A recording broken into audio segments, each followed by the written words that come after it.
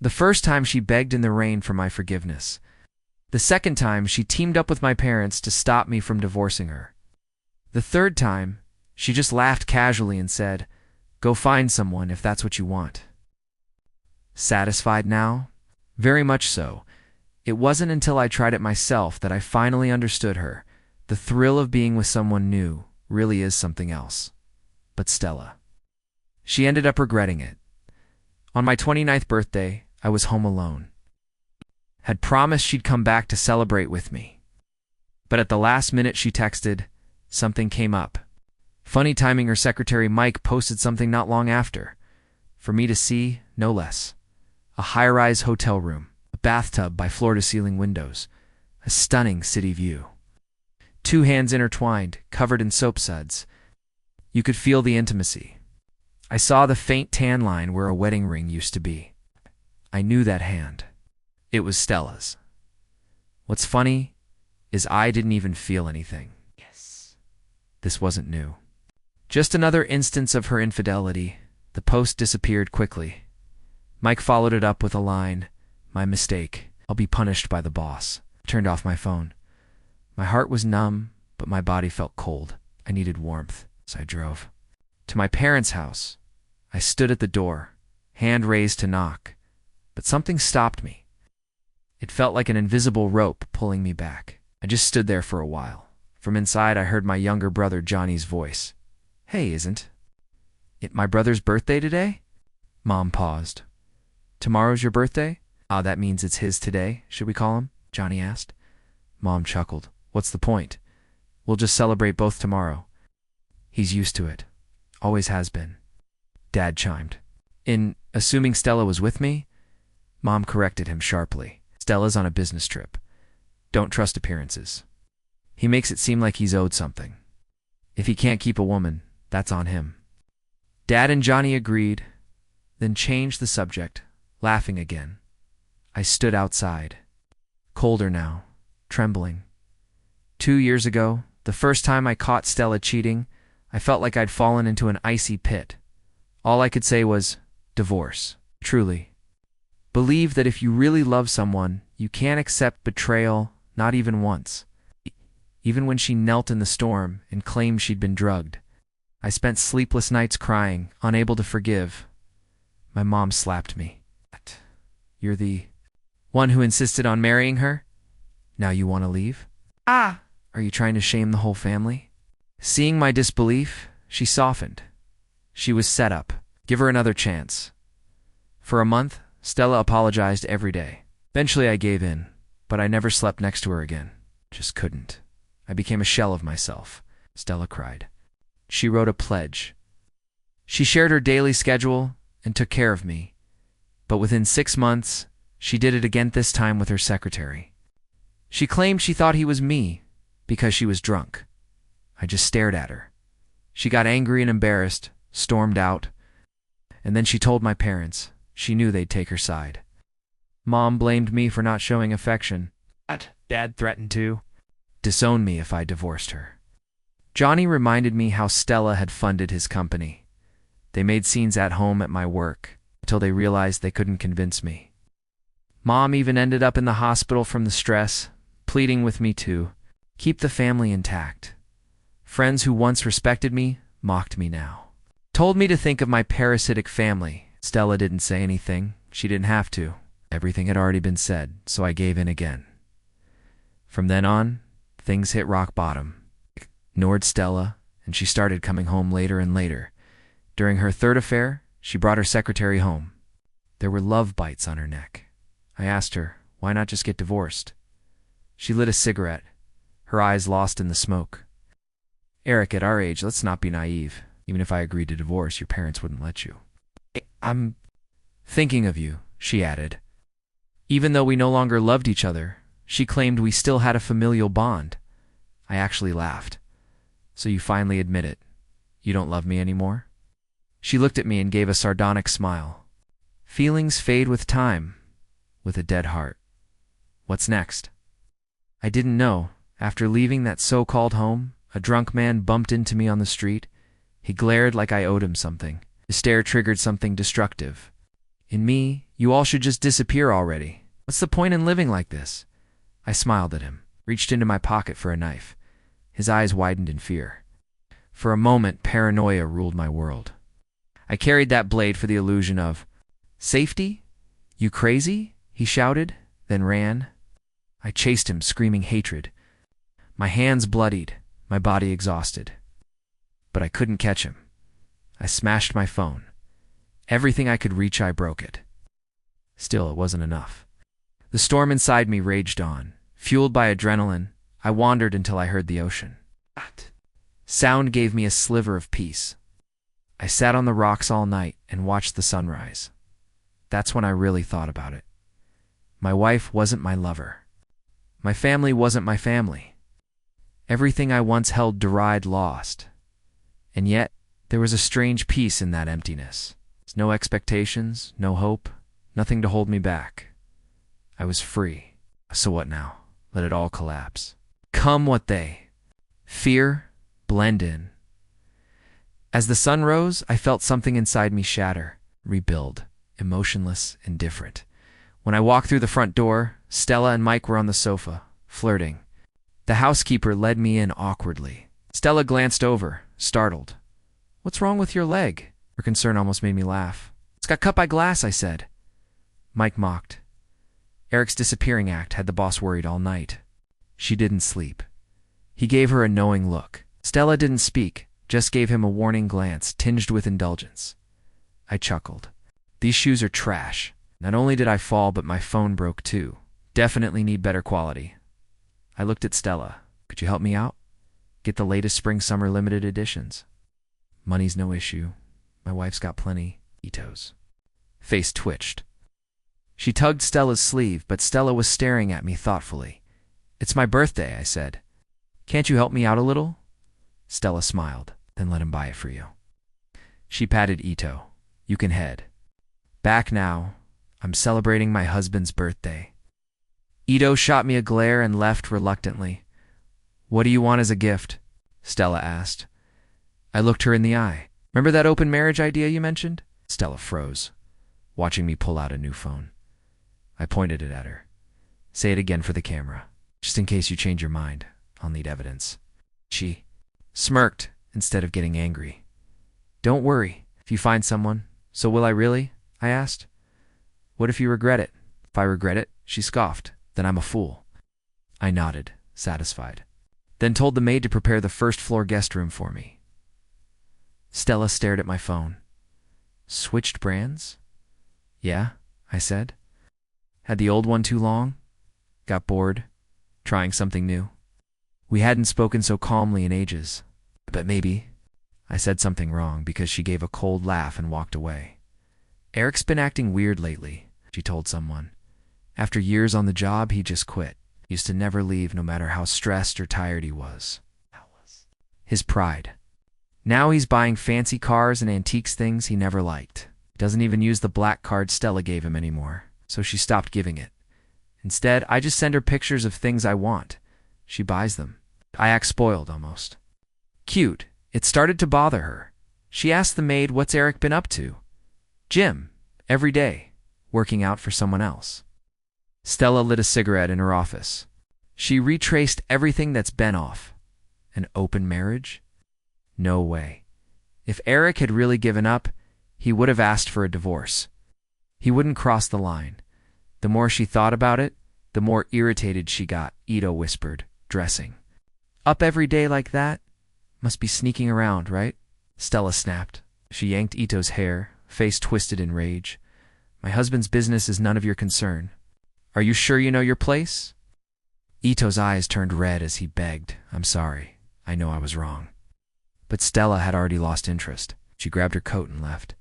She was headed for a business trip, but on a whim she stopped. By the temple we'd visited after our wedding, under a huge banyan tree, she searched for the ribbon we'd tied. It was faded, but she recognized my handwriting. Eric and Stella, love forever. Her eyes stung. A slow ache spread in her chest.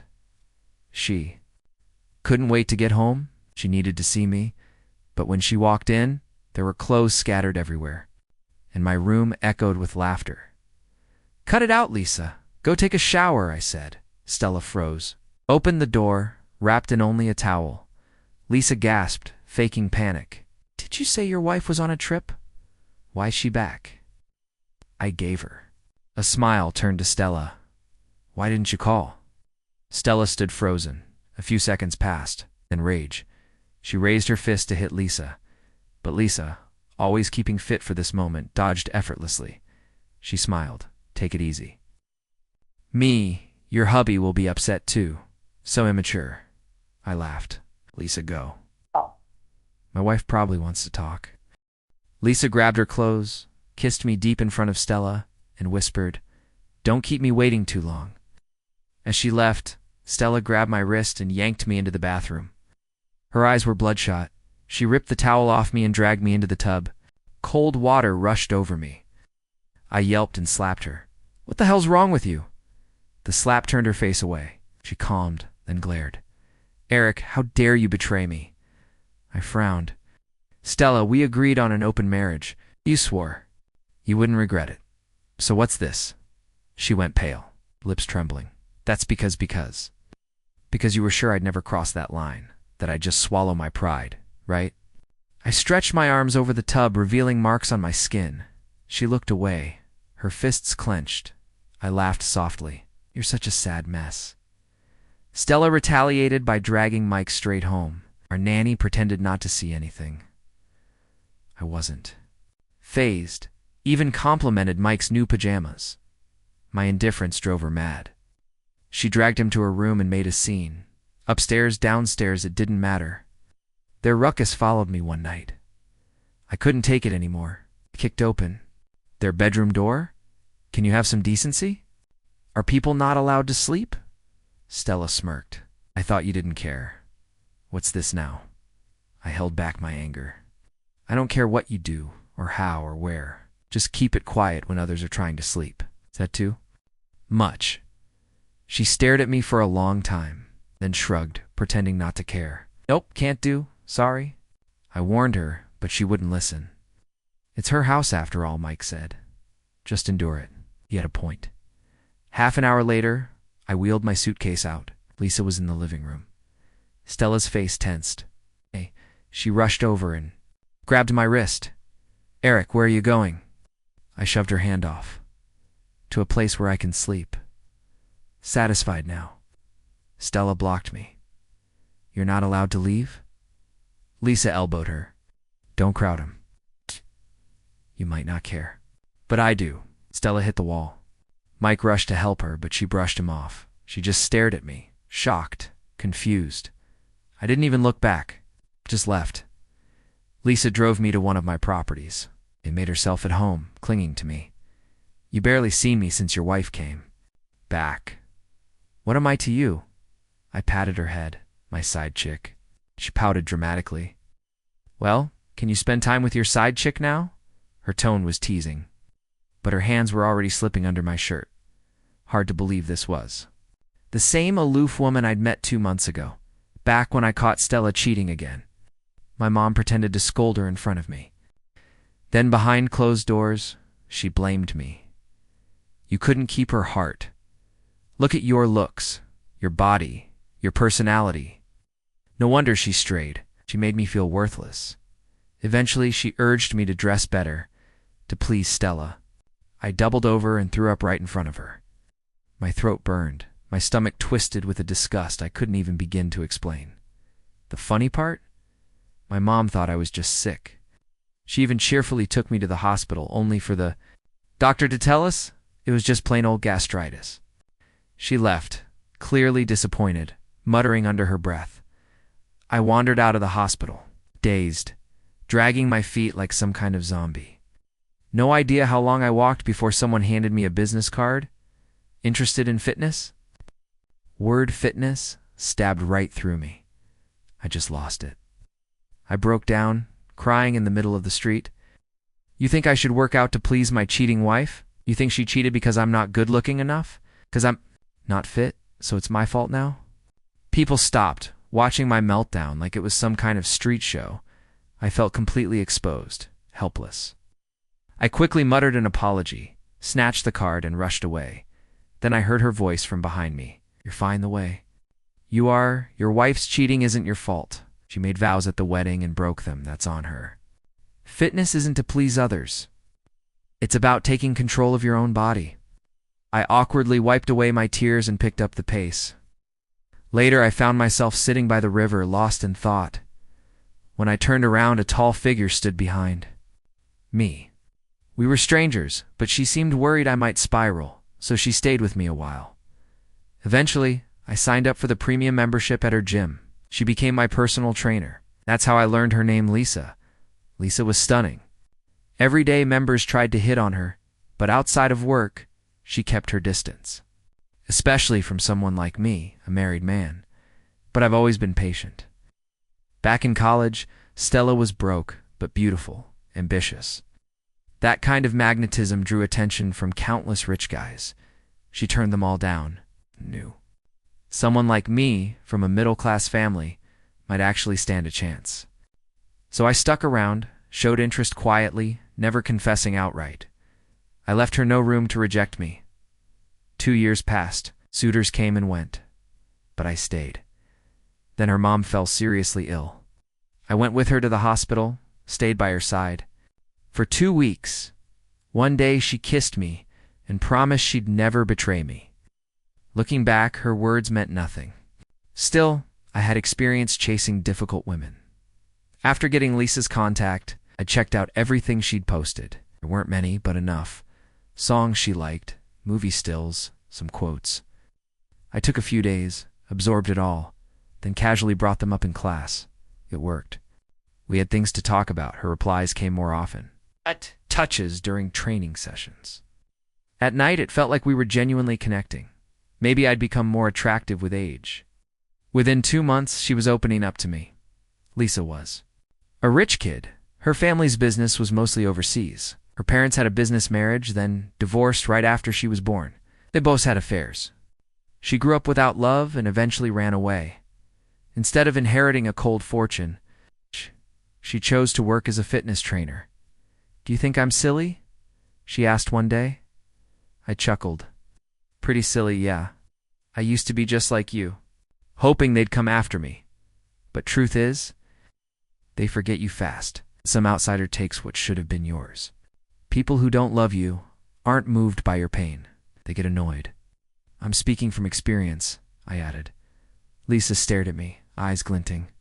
"You must have had it rough, huh? Honestly, once you figure things out, it's easier. Stop expecting from people, especially the ones who don't care. Why drown in your own sadness while they live it up? Why not go find some joy for yourself? Speaking of joy, what about you?" She teased, rolling her eyes and grabbing my hand. "You just want my body, huh?" She didn't say much after that. But she showed it with a trail of kisses moving downward. She definitely knew how to make me happy. I hadn't even had the chance to enjoy being away when Stella stirred up trouble again. Middle of the night, her friends added me to some group chat. They sent a bunch of videos of her, drunk in a club, screaming my name. Classic Stella, always knew how to disgust me. "You can't just ignore her," someone said. "She's almost drinking herself into the hospital. Can't her new guy pick her up? She only wants you." I sent them a video, Stella swearing she'd never regret cheating. Silence. Then the group was deleted. But my phone rang immediately. "She's too drunk. We can't handle her," one friend said. I was about to hang up when Stella grabbed the phone. "Eric, come get me. I'll double your allowance." I paused 2 seconds. Lisa was still asleep, arms wrapped around me. "Don't go," she mumbled. I kissed her. "Relax, I'll have her buy us another car. We'll go on a road trip next month." Lisa finally let go. When I arrived, one of her friends came to fetch me, the same one who used to talk down to me, always telling me to keep the peace with Stella. I gently patted her cheek. "You're still hot, you know. Stella and I are in an open relationship now. Want to go shopping?" She looked stunned, confused. Before she could respond, Stella slapped her hard. "What kind of look was my husband giving you?" Her friend was shocked. "I didn't do anything." But Stella didn't care. She raised her hand again. Her friend snapped. "You're crazy." They started fighting. Took several people to separate them. I just stood there, arms crossed, enjoying the scene. Once Stella got in the car, I was grinning. She looked thrown off. Where to? Back to your love nest with Mike? I asked. She paused, then mumbled, That's our home. I didn't respond. The alcohol stench hit me. The car reeks, needs a deep clean. You'll have to buy me another one when I'm done picking. Stella's eyes were shut. I thought she'd dozed off. Then she let out a bitter chuckle. Is that all we talk about now? I just stared. What are you whining about now? The only thing you're good for is money. Why should I care about anything else? Sorry. I'm not as pathetic as you, she sighed, slowly opened her eyes. Her gaze was dark. Eric, I barely recognize you anymore. I laughed. Can't handle it. They divorced me then. She chuckled too, but quietly. Divorce isn't happening. Looked like she was dead set on making my life hell. I'd just bought a new car, planned a trip with Lisa. When Mom called me dozens of times for dinner, I knew Stella was behind. It's sure enough, when I walked in, there she was, cozy with the family. Dad was probably tipsy, waving for me to sit. Eric, he beamed. Stella said she's cutting things off with the other guy. She wants to settle down with you. I looked straight at her. What's this game now? She didn't flinch. Looked dead serious, like the first time I caught her cheating. Honey, I promised your parents. Just give me another chance, will you? Mom was smiling from ear to ear. Yeah, talk it out. Harmony brings prosperity. You two should have a kid, strengthens the marriage. Stella nodded. Everyone backed her. Nobody cared what I had to say. I picked up a piece of fish, smiled, and asked, Didn't Stella tell you? I cheated too. Dead silence. Stella's eyes widened in shock. My brother let out an awkward laugh. You're joking, right? I tilted my head at him. My wife and I agreed on an open marriage a long time ago. We do our own thing. You're young, you get it. Stella grabbed my hand, trembling. She looked like she couldn't decide whether to cry or laugh. That was just angry talk. Can we please drop it now? I pulled my hand away. I don't. Get what you want. Isn't this better? You do your thing, I do mine. Dad slammed his chopsticks down. I didn't even flinch, kept eating. Then he knocked my chopsticks away. Did you hear me? The room was thick with smoke and booze. Even breathing felt heavy. I stood, flipped the table. You don't want me to eat? Then no one eats? Plates shattered. Chaos erupted. Stella stared at me, stunned like I was a stranger. I raised my voice. Everyone was frozen in shock. I turned to Mom. Who paid for your surgery back then? Your precious little boy?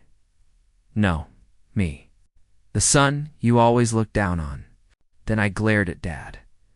You only think of your little boy when it comes to food and drinks. But when you were in the hospital, who did you want? Me. When I couldn't come, you settled for your little boy.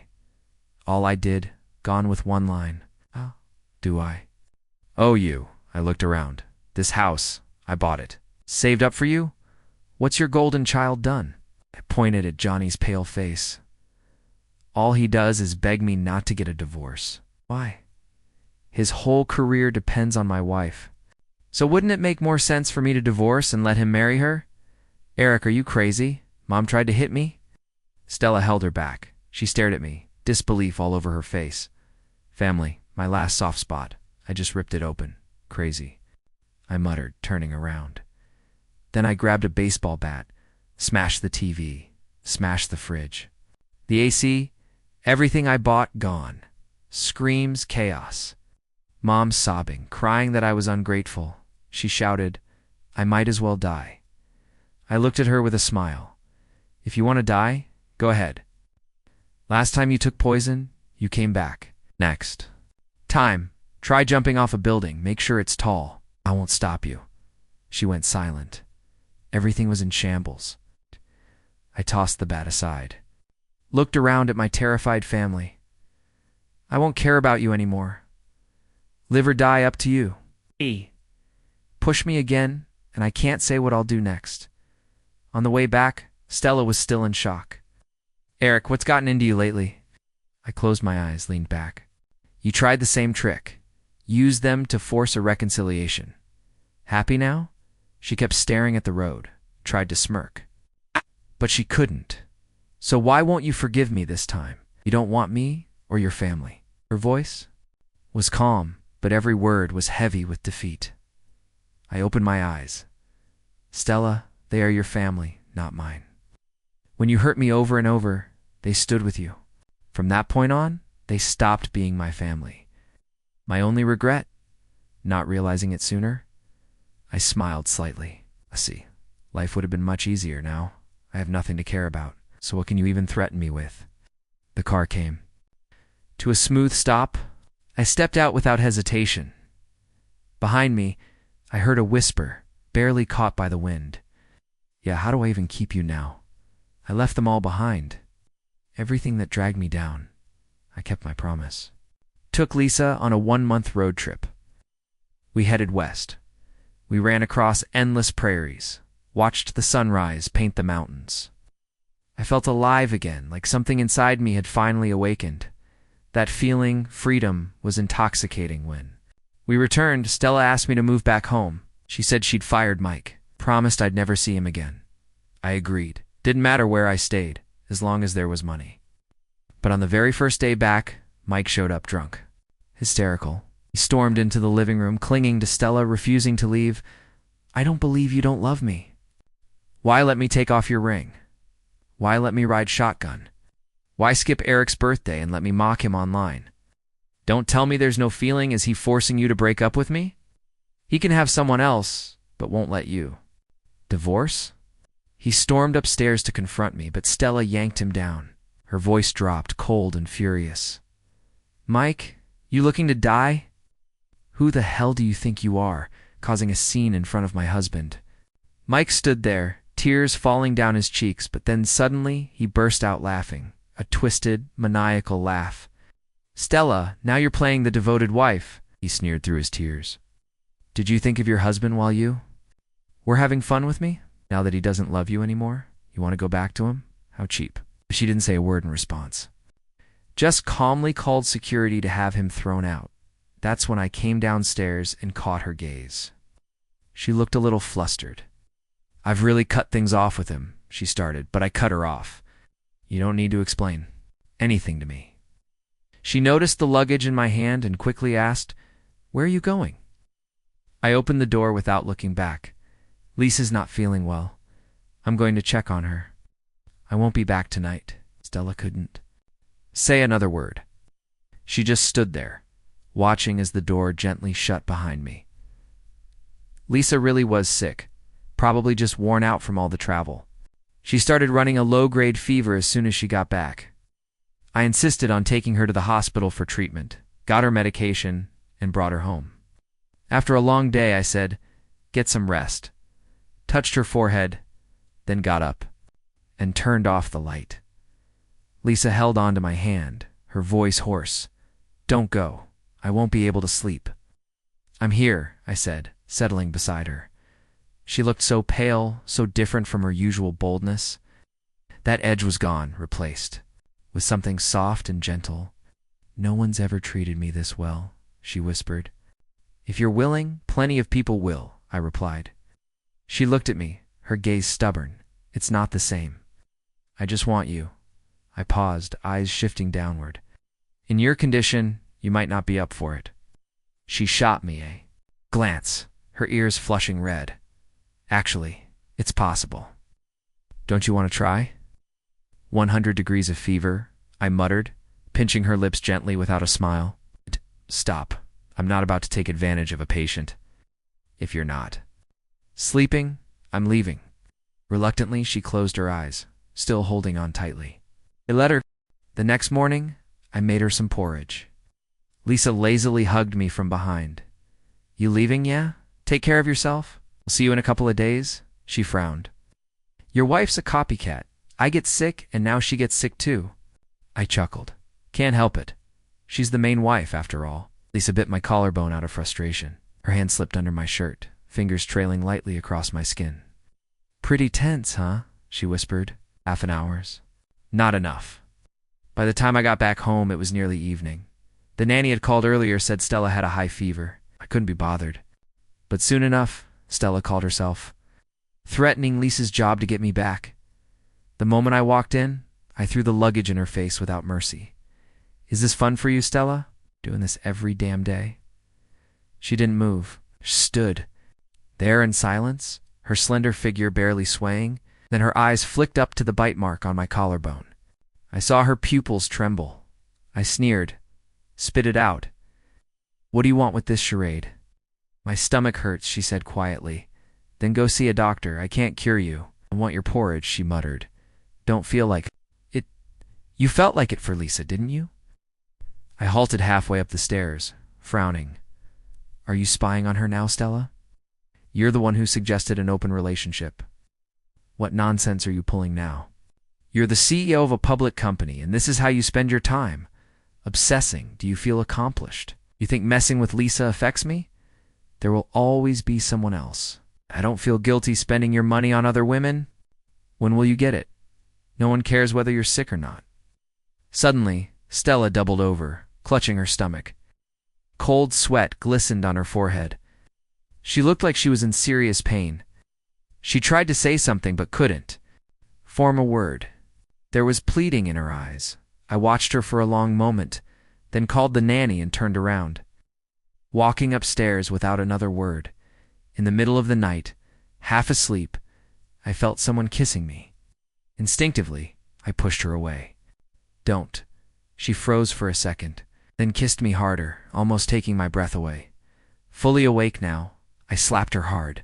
Stella, are you insane? She didn't dodge, just pressed her face into my palm, and I felt it wet. I was wrong, I really was. Let's reconcile, okay? No more drama? Her voice choked. She was desperately trying to close the gap between us. Her lips brushed my neck. What he can do, I can too, she whispered. I'll make you feel good, okay? I was furious. I grabbed her by the hair, forcing her to look up. You think you can compare with Lisa? She's young and clean. Touching you feels disgusting. Stella crumbled, covered her face, whimpering. What do I do, Eric? Tell me, what should I do? I felt even more frustrated. Go find someone else. No one's stopping you. She clung to me. I won't look anymore. Never again. Sorry, I regret it. Please, forgive me. Just one more time. I couldn't take it anymore. Dragged her to the sink by her hair. Hey, remember what you said? You said if you regret it, you're a dog. Look at yourself now. Don't you look like a dog in the mirror? She looked gaunt, pale. Her eyes were bloodshot and lifeless, a far cry from the confident woman she once was. I held her arm and was shocked at how thin she'd gotten. I just wanted to snap her out of it, but she gave me a sad smile, whimpered softly, Eric. I'm a dog, I'm worthless, an idiot. I don't care if you hit me or yell at me. Do whatever you want. Just come. Back. We'll go back to how we used to be. We will. She mumbled the words like she was comforting herself. I let go, disgusted, gave her a light push. She collapsed to the floor. I stared at her for a long time. Stella, when did you become this weak? Ended up catching something, huh? If you're sick, get treated. That's all I ask. Just don't ruin my quality of life. You're only good for making money now. After that, I stopped going home entirely. And Stella didn't disturb me not like she used to, but then my mom started calling. Playing the victim, sounding tentative. My dad and my brother Johnny took turns reaching out too. Their tones softer than before. They hinted that I should visit more. They'd always treated Johnny and me differently. If Johnny's clothes got old, he got new ones. Mine were patched up. His allowance was always replenished. Mine was never enough. The disappointment I couldn't even put it into words. But whenever I tried to really hate them, I'd remember that one night when I was sick. Blankets tucked around me, worried sighs echoing in the background. That illusion of love, that was the hardest part. I spent my whole life chasing that flicker of warmth. It dulled all the suffering. Some people say a parent's love is like a damp cotton jacket, cold when you wear it. It's cold when you take it off. The bravest thing I ever did was choose to be with Stella, even though my parents disapproved. It was the first time in 20 years I'd done something to free my own soul, and for a while, I thought I'd made the right choice. Slowly, the harsh image of my parents faded, replaced by warmth and affection. I hated myself for being so cheap. But I couldn't resist that love until Stella cheated, and all of it my beautiful fantasy shattered in an instant. Turned out it was just a dream, and before my soul died entirely, I finally took off that cold, damp jacket. I wasn't going to let it smother me anymore. After blocking everyone, I took a deep breath. See? No big deal. I saw Stella again 2 months later on her mother's Memorial Day. I brought a bouquet of white chrysanthemums. She wore a black cashmere coat, standing silently in front of the tombstone. We stood side by side for a while, neither of us speaking. It was hard not to think about the past. After we got married, Stella worked like crazy chasing clients, pitching investors all to pay for her mom's medical bills. She drove herself into the ground, had stomach bleeds multiple times. I learned how to cook easy, gentle meals for her. Juggled work in the hospital. She loved porridge, got really good at making it. Her mom had pancreatic cancer. She went through surgery, but it relapsed. Stayed with her till the end. She used to tell me stories about Stella's childhood, how her dad cheated and left when Stella was young. Stella grew up fast, never even went through a rebellious phase. Her mom once said that meeting me was a blessing for them both. Right before she passed, she made Stella promise to take care of me for life. Stella nodded, crying like a child. So even after she cheated, she never held back financially. I've given up trying to figure out whether that's keeping her promise or not. It is what it is. As I turned to leave, I heard her calm voice. Eric, let's get a divorce.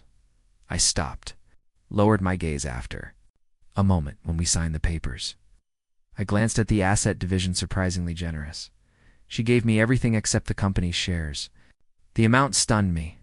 I wasn't stupid enough to refuse. I even joked. Told you I have a good eye for women. At least you're generous. She looked like a skeleton in clothes, the corners of her mouth curled in a sad smile. You stopped trusting me a long time ago, she said, looking into my eyes. Or you wouldn't have secretly moved assets. I smiled faintly and said nothing. I never planned to be tied to a bad person forever, so I started asking her for money. Ways to move things overseas. Even if it all fell apart, I'd be fine. I'd already paved my own road. No one could shake me again. The day we got our divorce certificate. The weather was unusually beautiful. Lisa stood beside me, beaming like sunshine. Thanks for being sensible. I'll take good care of him, she said. Stella ignored the jab. Her eyes just slowly traced over my face like she was memorizing it. I smiled, nodded. Take care. She murmured something softly, couldn't hold back her tears. Eric, I'm sorry.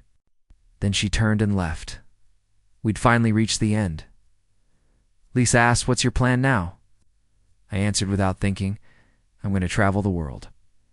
That month of road tripping, the wild wind sliced into my skin, making my stagnant blood rush again. That's when I realized it wasn't my soul that was broken. It was the shackles. I could go anywhere. I was free, and you. What's your next move? I asked. Lisa's gaze was steady. I've decided to go back and take over the family business. You were right, there's no point in running. I shouldn't give up what's mine. Nodded. Smiled. Good. I support you. From the start, we had an understanding we could walk away any time. And now it was time.